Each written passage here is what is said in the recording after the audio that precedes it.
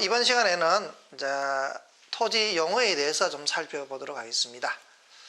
우리가 감정평가상 토지 분류는요, 우리가 임지지역, 농지지역, 택지지역으로 크게 분류합니다. 그 택지지역은요, 주거지, 상업지, 공업지 지역으로 분류하고요. 농지지역은요, 우리가 전지지역, 답지지역, 우리가 가손지역으로 분류하고, 임지지역은요, 신탄임지역과 용재림지역으로 구분하고 있습니다.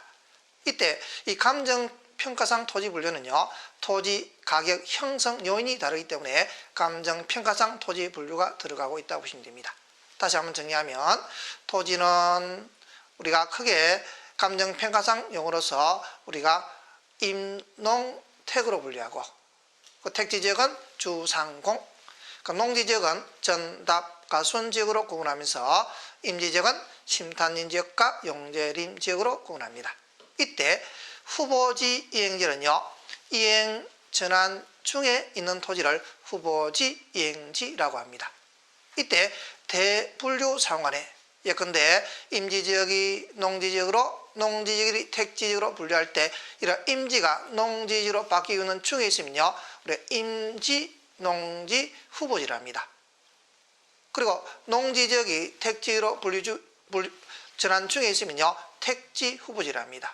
이때 일반적으로요, 이행 전환 후를 보고 용도를 판단합니다. 예컨대 임지가 농지지로 바뀌고 있다 하면요, 임지 농지에서요, 농지 후보지가 됩니다. 그러니까 농지가 택지지로 바뀌고 있다, 그럼 택지 후보지가 되겠죠. 그렇지만 이행 전환이 완만할 때는요, 이행 전환 전을 보고 용도를 판단한다 보시면 됩니다. 예컨대 임지가 농지지역으로 바뀌고 있다 하면요, 이행되기 전에 임지로서 가격을 판단한다 보시면 됩니다.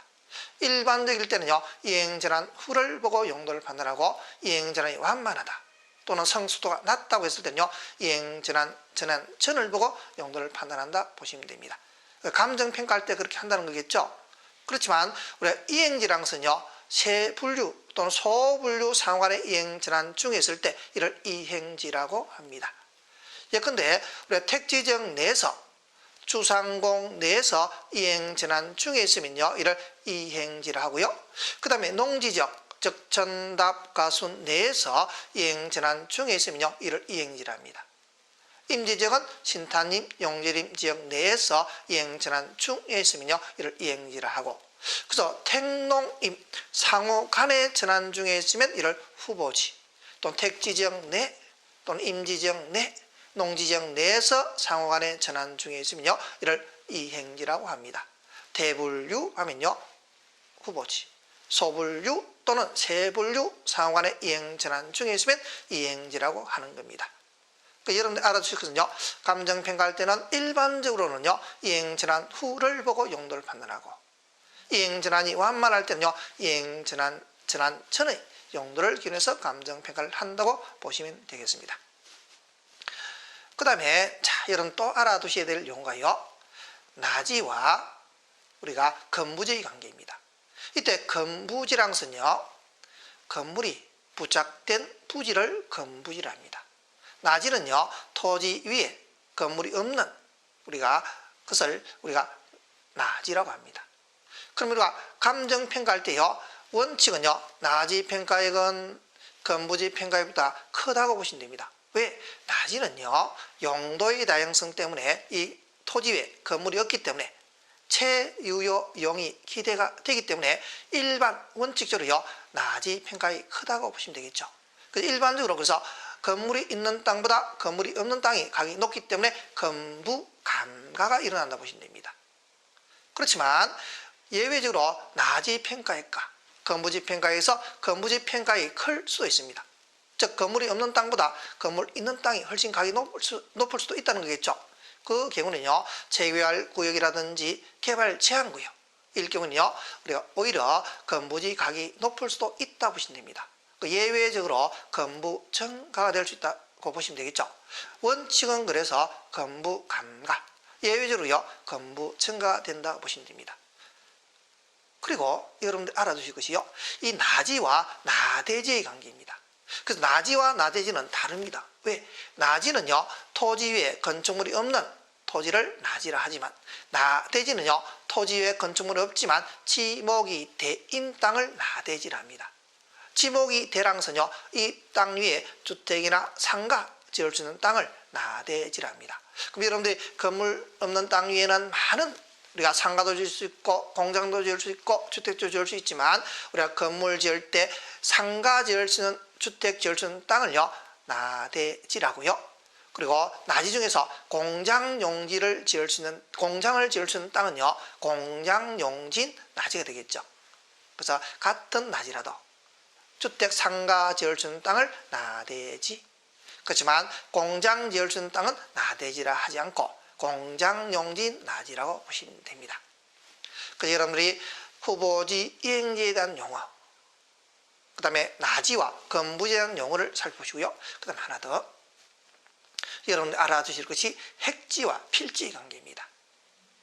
이때 핵지랑은요 가격 수준이 비싼 한 묶음의 토지를요 핵지랍니다. 그래서 핵지랑은 가격 수준이 비싼 일단의 토지이기 때문에 일단의 한 묶음의 토지이기 때문에요 경제적 측면에서 보겠죠. 그 감정평가상 용어로서요 우리가 핵지라는 용어가 나오게 됩니다.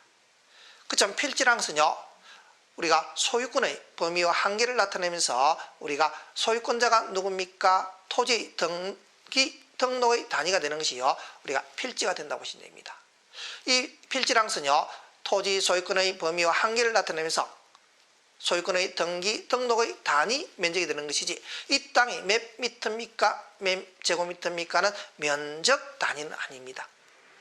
그래서 필지랑은 우리가 등기법에서 법적 개념으로서 소유권자를 표시한다 보시면 됩니다. 이때 필지와 핵지의 관계에서요 필지가 클 수도 있습니다. 필지가 크다는 것은 땅이 크다 보니까 그 안에 공장이라든지 주유소, 상가가 들어설 수도 있겠죠. 이때 필지와 핵지의 관계에서 필지가 크다 하면요 각각 핵지 가격을 구해서 합산하면 됩니다. 이때 하는 것이 구분평가입니다. 여러분들 필지와 핵지의 관계에서 필지가 크다 그럼 구분평가를 하게 됩니다. 제가 외울 때 필구 이렇게 외웁니다. 그래서 필지와 핵지의 관계에서 필지가 크다 그러면요 무슨 평가한다고요? 구분평가를 한다 보시면 됩니다. 그렇지만 필지와 핵지의 관계에서 핵지가 클 수도 있습니다. 소유권자가 많이 있는데 이를 한 묶음의 단가로서 표현될 때요 이때 필지와 핵지의 관계에서 핵지가 클 때는요 우리가 일갈평가를 하게 됩니다. 일갈평가랑은요 일체로 크레되거나 용도상 불가분의 관계에 있을 때 하는 것이 우리가 일갈평가다 보시면 됩니다. 그래서 필지가 크면 구분평가, 핵지가 크면 일갈평가를 하고 이 필지와 핵지가 똑같을 때는요 한 필지에 하나의 핵지가 있다 했을 때는 개별평가를 하게 됩니다. 감정평가할 때는 가장 원칙이 되는 것이요 개별평가가 되는 겁니다. 다시 한번 정리하면 필지와 핵지가 같다 그럼 개별평가, 필지와 핵지에서 필지가 크다 그럼 구분평가, 그점 필지와 핵지에서 핵지가 크다 하면요 일갈평가를 하게 되는 겁니다. 그래서 이 시간에서는요 이번 시간에서는 여러분들이 후보지와 이행지의 관계를 받고 또 건부지와 나지의 관계, 핵지와 필지의 관계를 살펴보았습니다. 여러분들이 잘 정리해서 우리가 토지의 용어를 우리가 확실하게 정리를 좀 하시기 바랍니다. 네, 수고했습니다.